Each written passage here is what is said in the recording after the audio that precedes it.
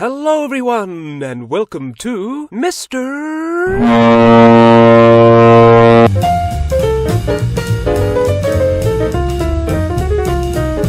This is the Caribbean, and here is the Bahamas. Now, let's have a little look around, shall we? By the year 800, the Taino people from South America had canoed over into the Bahamas via Cuba or Hispaniola. The Taino were farmers and fishers who, in the Bahamas, were spared the conflict with the island Caribs that the Taino elsewhere were engaged in. So the centuries slipped away, and one day a Taino guy was walking along the beach and saw this.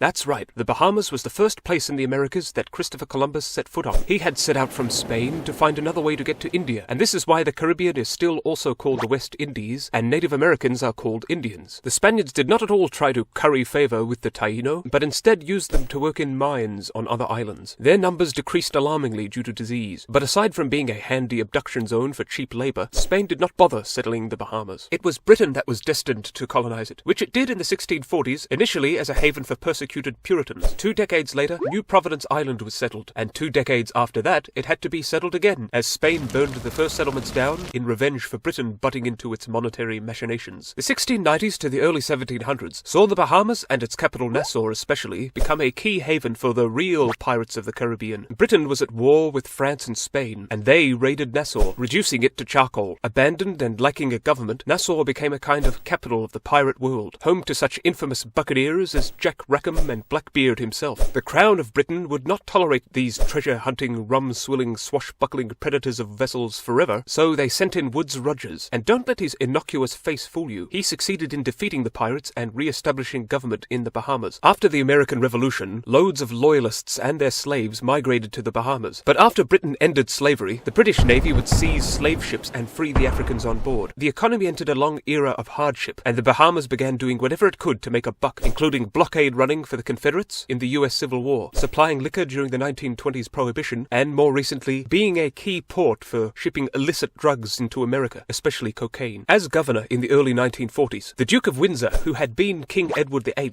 before abdicating, made an effort to help ease the country's poverty. But things did not really pick up till the 1960s, when tourism boomed after travel to Cuba was banned for Americans. This, and its being an ideal income tax-free spot for foreign millionaires to hoard their wealth, sped up the development of the Bahamas, which today is classed as very high. The first black leader was Sir Lyndon Pindling, who oversaw his nation's independence in 1973. The economy grew further, and tourism remained strong, as the weather here in the Bahamas is reportedly sublime. Except for the occasional cyclone, of course. And a lot of famous people own properties here, such as Bill Gates, Michael Jordan, Shakira, Sean Connery, Johnny Depp, Tiger Woods, John Travolta, and the Bahamian-American actor Sidney Poitier. So that was our super quick look at the Bahamas, and until next time, bye-bye!